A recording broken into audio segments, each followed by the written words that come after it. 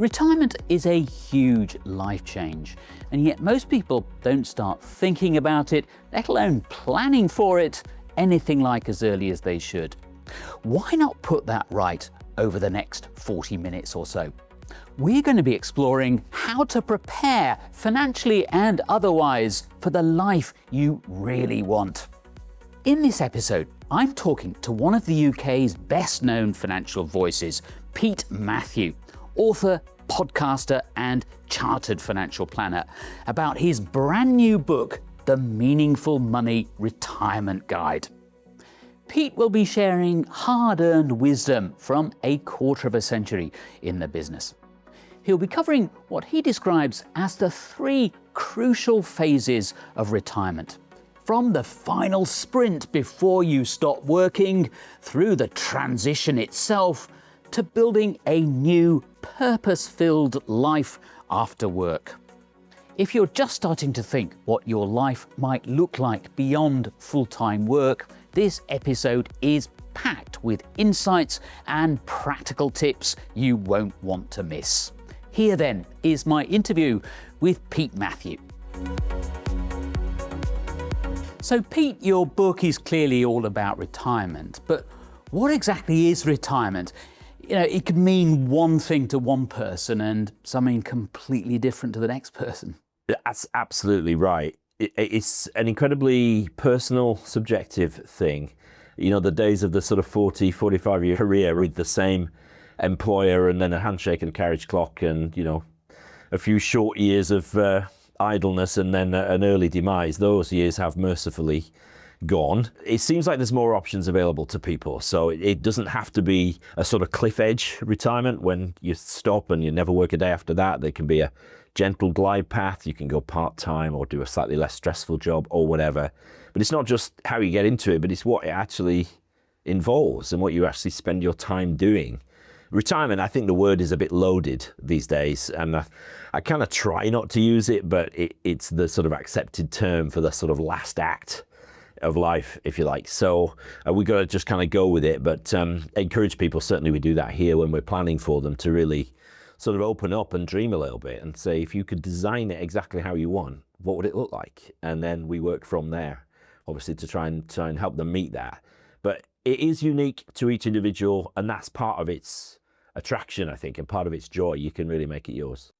I read the other day that the buzzword at the moment is unretirement. You know, people actually actively choosing to kind of work part-time instead of, you know, full-time, and actually sometimes through choice, sometimes frankly necessity, going back to work once they've already retired. It's fairly well established and accepted now that doing nothing is not good for you.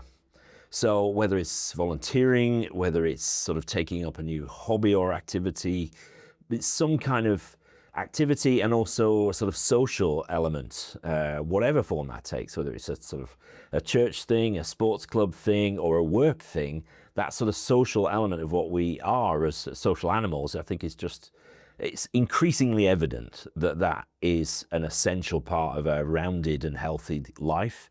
So to go from that, which we have, most of us anyway, you know, working with other people, having contact with humans who are not our family throughout our working career, to lose that can have, I think, catastrophic effects, you know, certainly on mental health, but even on physical health. So I think it's vital that we do something and we maintain some sense of community and social interaction.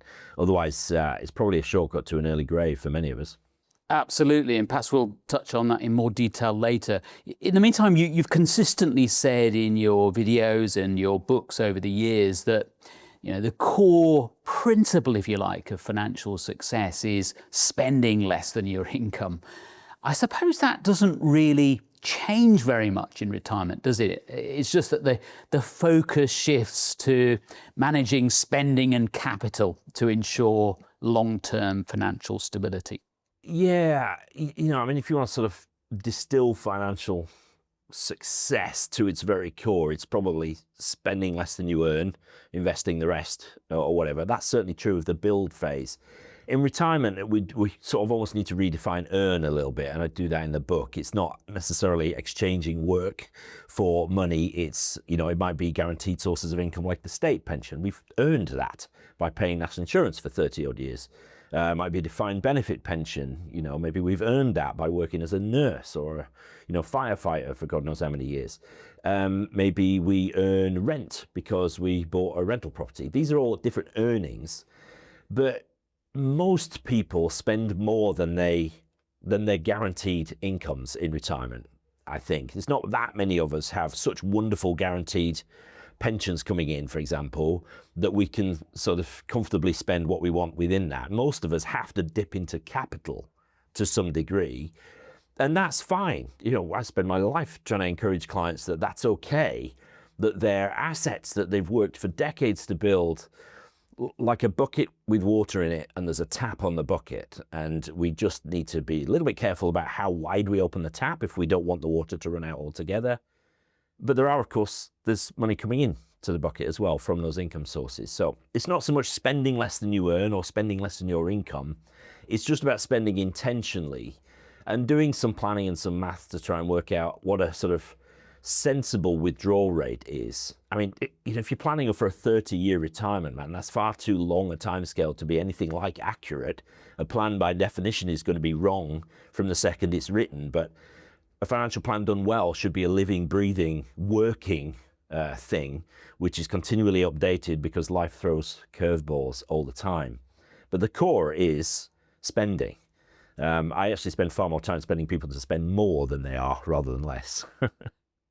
Of course, we're living so much longer nowadays. I mean, I don't know about your own grandparents, but mine, they just enjoyed, 5 years, something like that, of retirement before dying. But nowadays, you can be in retirement for 30 plus years.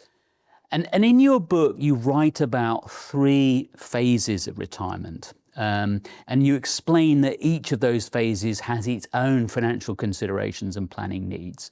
Briefly, Pete, what are those 3 phases? The first phase I call the home straight. It's like the finish line is in view, right? We've rounded the corner and we're heading for the tape. And that's maybe 5 to 10 years before the point of retirement. The problem with that is that retirement for many of us isn't a point. It might be a few years of transition.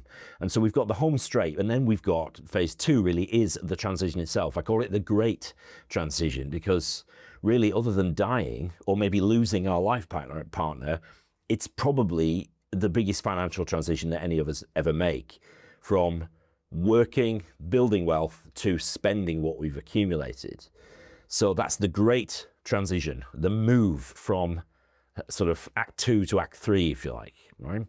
And then finally, we've got what I call in the book the new normal, because once we have transitioned into retirement, whatever that looks like for us, life does largely settle down. We have a routine. I think of my own parents and my parents-in-law.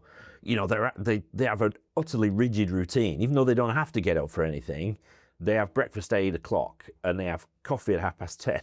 And they have lunch at 12:30, and they live in this kind of regimented world of their own making, and they're entirely happy with it. But it settles down until, of course, it doesn't. Something happens. There's a health issue, there's a relationship issue, there's a family issue, or whatever. So we've got the home straight, the run into retirement, the great transition, and then the new normal, which is the last bit really, and eventually, of course, into later life and the considerations around care, perhaps, and estate planning.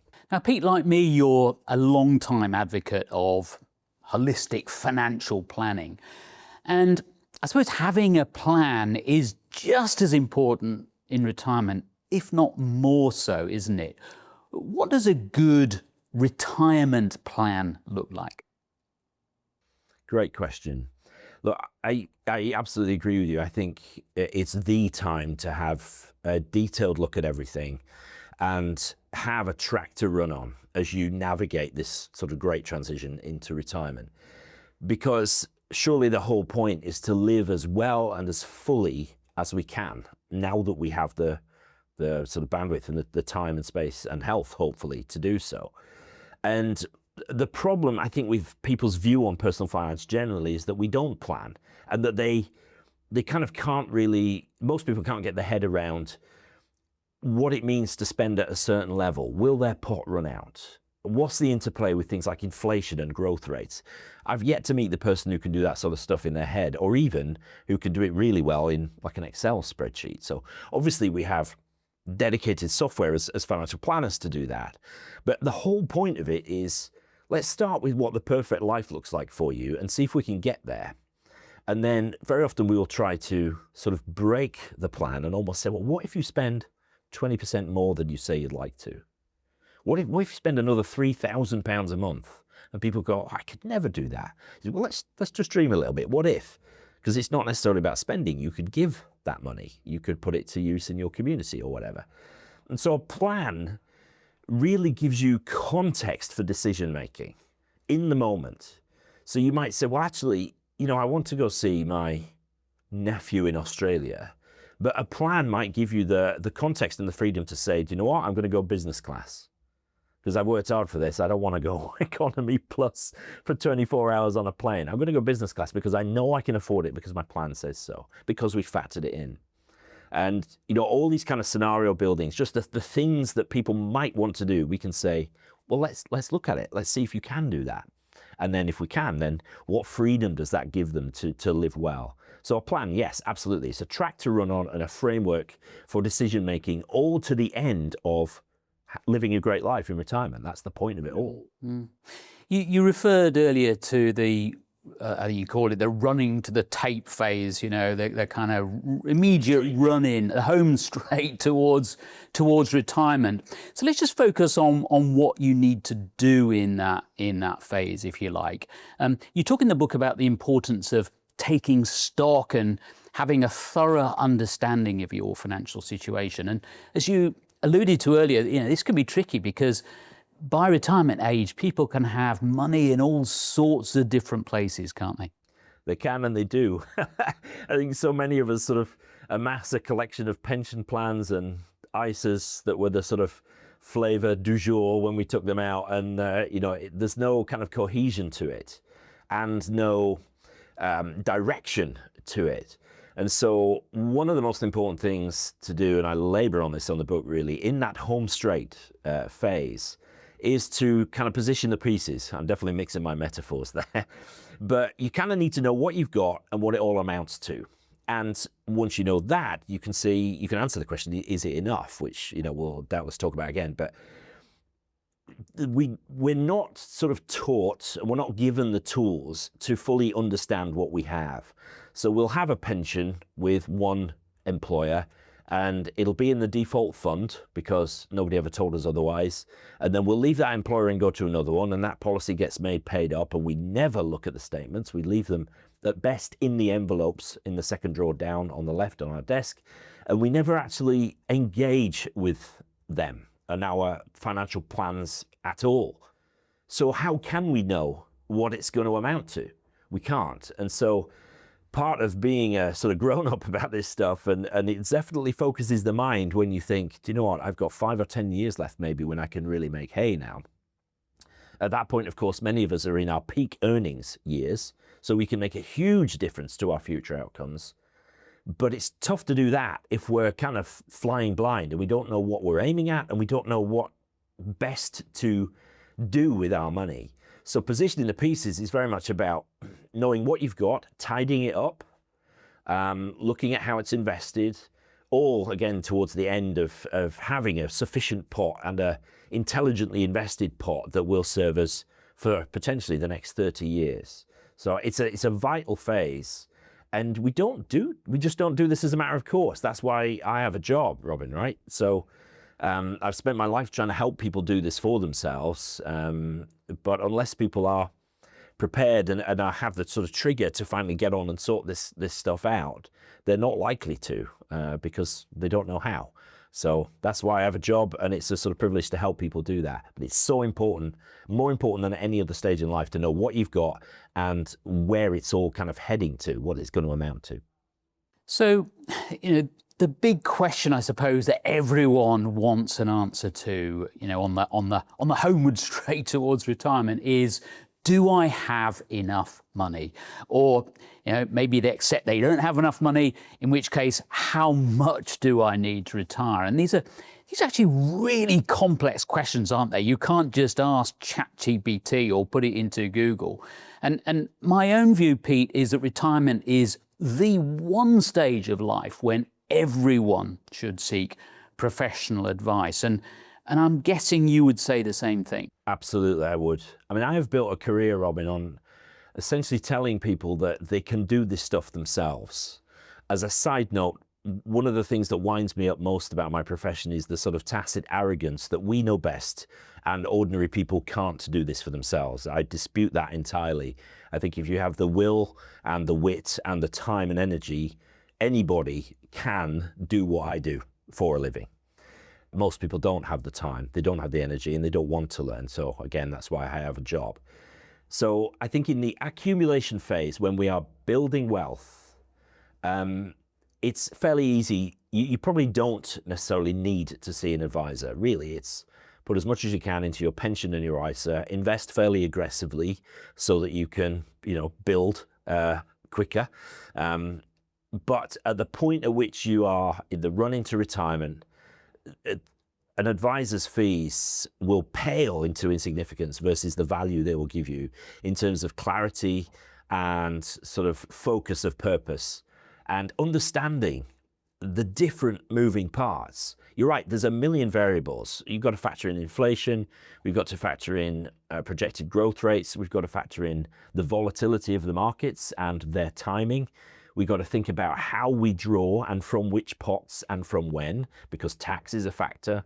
There are a lot of moving parts, and that's why anybody can benefit. It's the point in time. I absolutely agree. I say that all the time on the videos and on the podcast, that this is the one time where an advisor can really earn their fees hundreds of times over. So far, Pete, we've talked almost exclusively about money, but there's far more to think about when you're planning for retirement than money. We touched on the friendships and relationships outside of your immediate family earlier. But in your experience, other than kind of relationships, which are obviously hugely important, what are the main challenges do you think people face in transitioning into retirement that aren't money related? Two, really.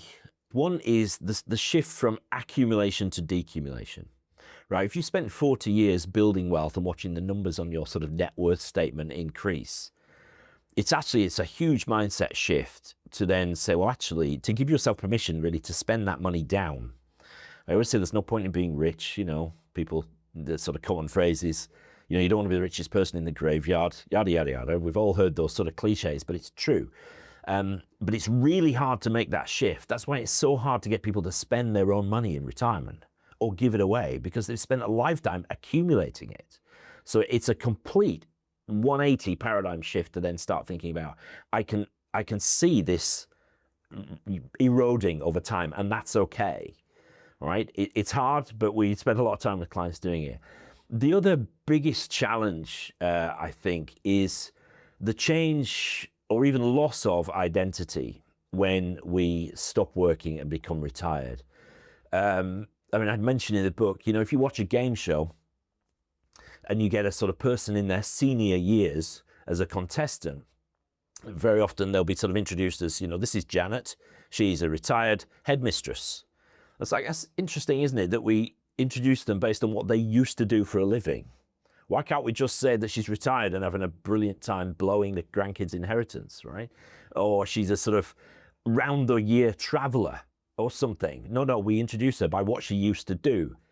But that's human nature, right? You go to a party, one of the first questions you ask a new acquaintance is, and so what do you do for a living? So our identity is so tied up in what we do for a living that it can be a huge change when we don't do that thing anymore. There's a brilliant book, I may plug another book, called Changing Gear by Jan Hall and John Stokes, I believe. And it's brilliant. It's sort of how to transition from a full-on career to a totally different way of being and doing. And I find a lot of people struggle with that. And it takes a little while, 2, 3, even 5 years to really settle into the new identity in the new phase of life. Those are the sort of the two biggest kind of strictly speaking, non-financial challenges. They're mindset and psyche changes, really. Absolutely. I suppose, Pete, whatever stage of life you're at, a sense of purpose is really important. And it's possibly all the more important when you kind of give up full-time work. And that purpose might be, just spending more time with the grandchildren. It might be traveling the world. But purpose is key, isn't it? It's a reason to get up. It's a reason to sort of put one foot in front of the other. There's no doubt. And for many of us, our purpose is tied up in what we do. Certainly those of us who feel we have a vocation rather than just a job, something we were put on earth to do.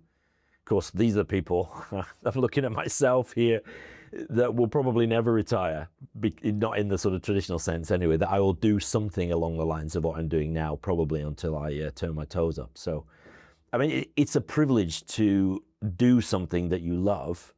That's still, I think, the exception rather than the rule, though. So for many of us, a job is just a job, and we're quite keen to get rid of it. And retirement is a very attractive prospect. So yeah, horses for courses, everybody's different for sure. Pete, I'm going to ask you about your own retirement plans later. But for now, it sounds quite nerdy, but cash flow modeling is really crucial, isn't it, in retirement planning? For those who don't really know about cash flow modeling, could you explain what it is and what exactly you mean by a cash flow ladder? That's the phrase you use in your book. It is, yeah. So cash flow modeling is sort of predicated on the premise that financial success comes down to money in versus money out. So if you are in the building wealth phase, if you have more going out, you are spending more than you earn, you're only going to get poorer. You're going to take on debt and, eventually probably go bankrupt. Whereas if you spend less than you earn and save the balance, you build wealth. Now in retirement, most of us end up spending more than we are, strictly speaking, earning, as we mentioned earlier. And it's okay to erode our capital. But the question is, do we have enough capital to draw from to make up the difference between our pensions and stuff and what we are spending? Do we have enough capital to last for the rest of our life? Cash flow modeling seeks to model and see the impact of many variables. So longevity, market volatility, when we draw and from what pots at what time, inflation, all these are variables that we have greater or lesser control over. What if our son goes through a nasty divorce and we need to help him back on the housing ladder? What if one of us in a couple needs long-term care? What are the impacts of these things? What if we decide to go on some really nice holidays and have an absolute blast in the first 10 years of our retirement while we have our health and strength? What are the impacts of those decisions? Cash flow modeling simply allows us to change a variable or two and see the impact of it. So we can help clients say, well, what if you did that? And this would be the outcome, all else being equal. The cash flow ladder is sort of related to that, but it's a mechanism, and I hasten to add that I didn't come up with it, right? There's various different names for it. Some people call it a bucketing strategy, and it's designed to help you spend the right money at the right time. Because one of the things that's dangerous in retirement is something that nerds call sequence of returns risk. And really all that is spending money or having to sell investments while they are distressed, while markets are down. If you do that consistently or early on in retirement, it can do sometimes irreparable damage to your portfolio. You could run out in your late 70s, say, instead of your mid-90s, because markets were against you early on. You can't really control markets, but you can control what money you spend and when. So, we need to, the cash flow ladder does two things. It tries to put a buffer between you and market uncertainty by having near-term money, the money you're going to spend in the next year or two, held in cash. The money you're going to spend in maybe years 3 to 5, that money very cautious, still invested. We want it to grow, but it's cautious. And then kind of laddering it up so that the longer term money, maybe money you're not going to spend for 10 years or more, that's being pushed quite hard. We want that to really grow, right? Because it's got to beat inflation and all that. So, I think it's both a financial construct in that it's designed to help us not spend money while it is distressed in markets, but it's also a behavioral construct. Because, as we record this, we've had a few weeks of quite extreme market volatility, thanks to the nice man in the White House. And we've had hardly any conversations with clients because they know that the money they need now is completely immune to all that because it's held in cash, it's safe. Whereas money that they're not going to spend for 10 years, who cares what that does? Right? We know it'll be fine over the long term, even if the short term it's looking a bit poorly. And so it's both a financial thing and a behavioral thing. It helps clients understand that their near-term money is safely or more cautiously invested or held in cash. So we do it here for all our sort of retired clients. You don't need to do it in any great detail if you've got tons of money, but the more sort of close a client might be, or perhaps the less fat there is in their plan, we need to be a little bit more nuanced about what we draw from when. And so we have a process for that, and that's how we build portfolios here for clients when they retire. That's very much why I have a job. We spend a lot of time doing that. Of course, there's very little risk, and unless they're particularly extravagant, I suppose, of very wealthy people running out of money later in life. And that's, I suppose, really down to the sort of power of compound interest, that their money continues to earn money, if you like, throughout retirement. But for those with more modest retirement pots, they really do need to be much more careful. And in the book, you talk about guardrails to control spending and ensure long-term financial stability. I suppose you've already touched on these slightly already, but could you just talk us through those? There are relatively few levers in our control when it comes to our financial success or otherwise. We can't control central bank policy. We certainly can't control the White House. We can't control what markets do.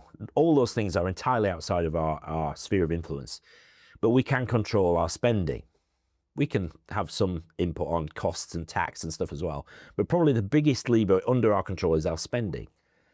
Now, the reason we don't talk about guardrails so much is that if somebody has got themselves in a position where they're able to retire and have enough money to live a life they are happy with, chances are they've been in good control of their spending anyway.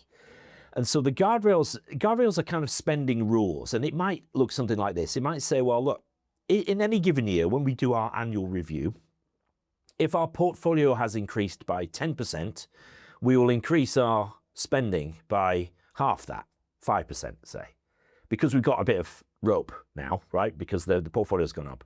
If the portfolio has gone down at our annual review, we will keep our spending the same for the coming year, say. Or we will defer the big spending decision. We were going to get the patio relayed at the back, but we're going to defer that a year now, give our wealth a bit of time to recover. What you find is that people do that intuitively, most people anyway, if they've got themselves into the position of having a good retirement. They're used to, if necessary, tightening the belt a little bit, deferring expensive decisions, and that's how they are where they are.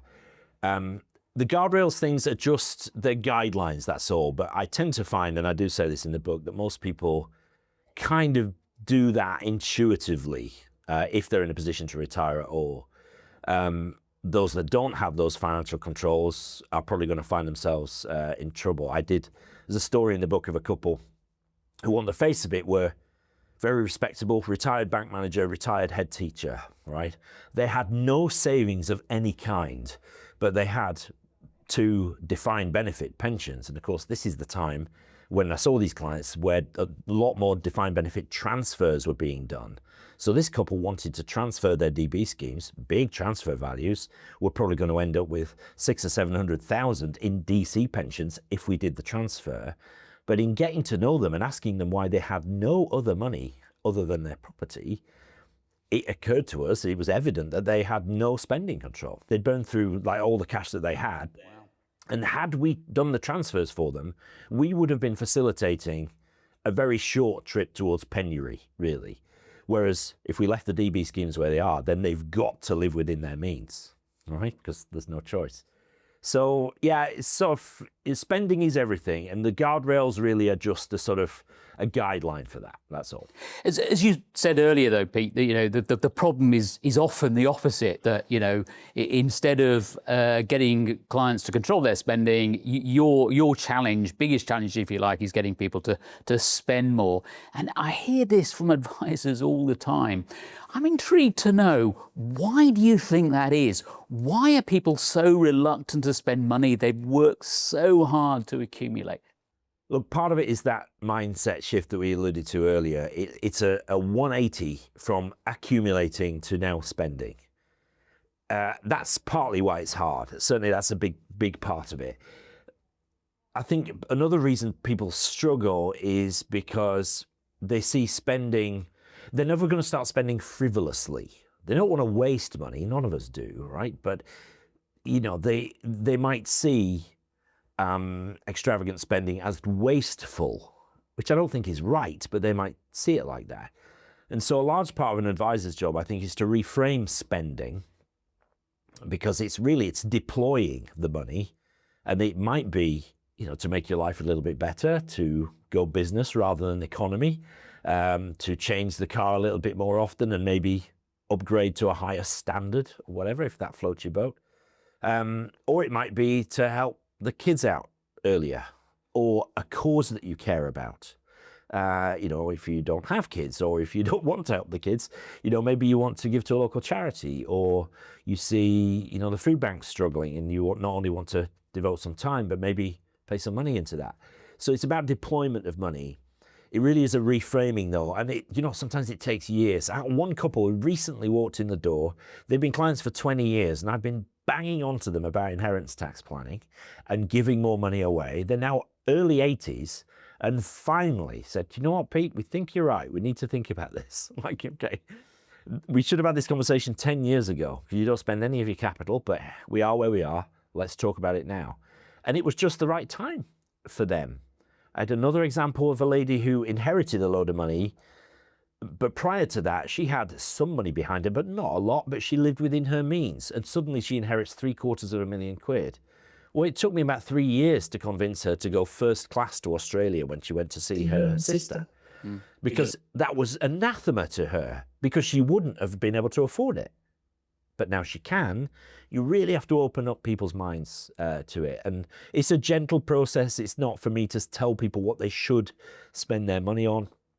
It's to tell them what they could do and maybe get them excited about what having wealth makes possible.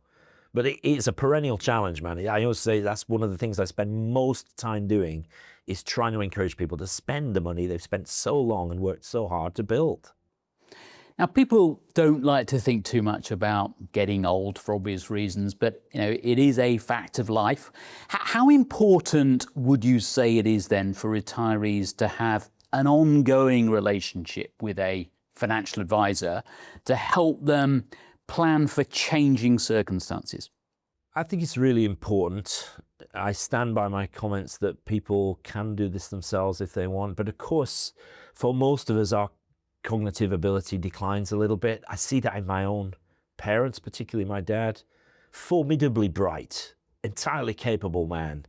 Now doesn't really want to ring to sort of challenge the insurance company at renewal or whatever. So I'll do it for him. All right. And our desire to do this stuff might drop off as we get older.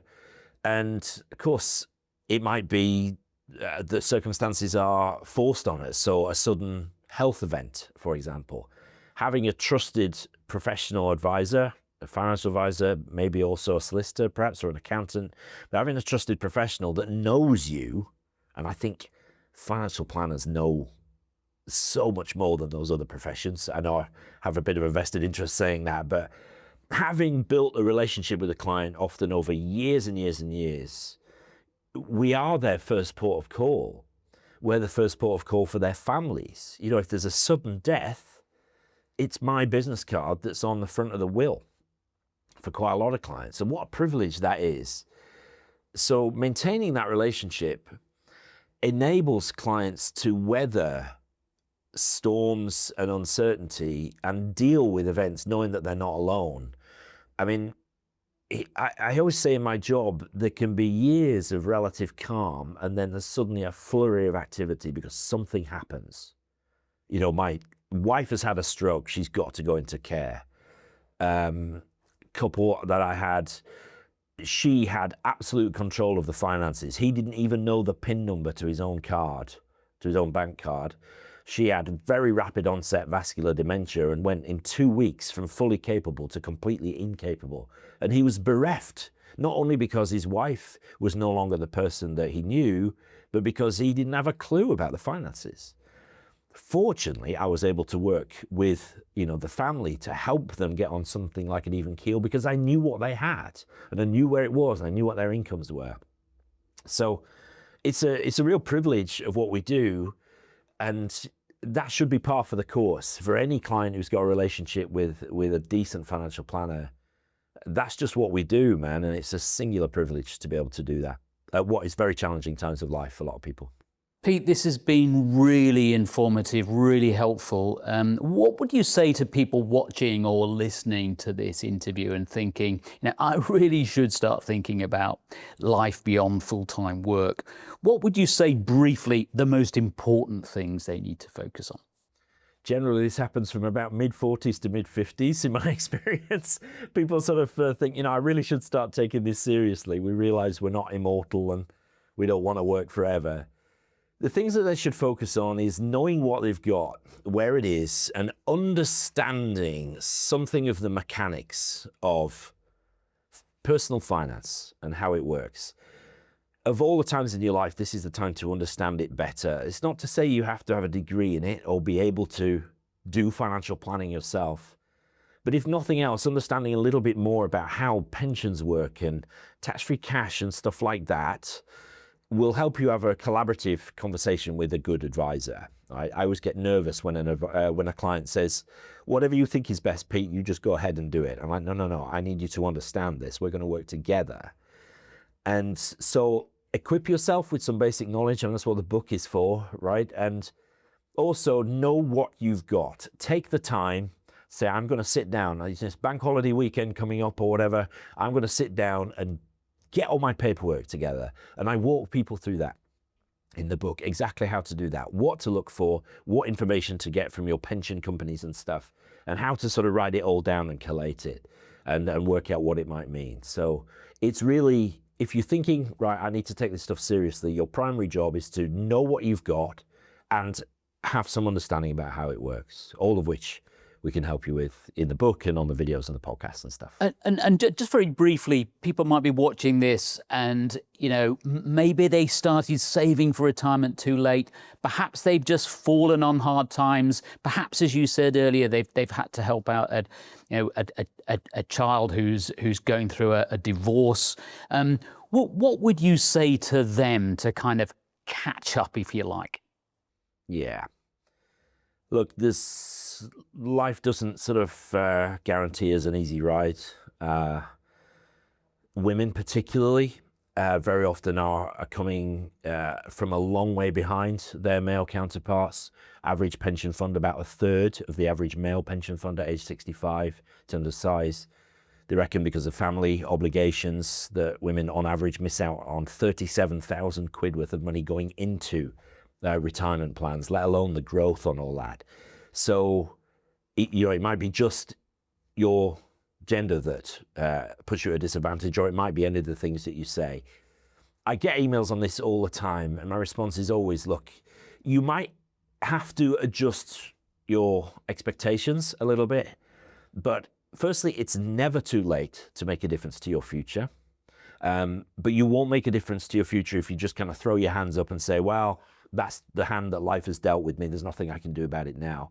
There is a great deal you can do about it now. And if you want to make a difference to your future, anything that you can do to put money away, to position things better, to invest more carefully, any of these things, your future self will be glad you did.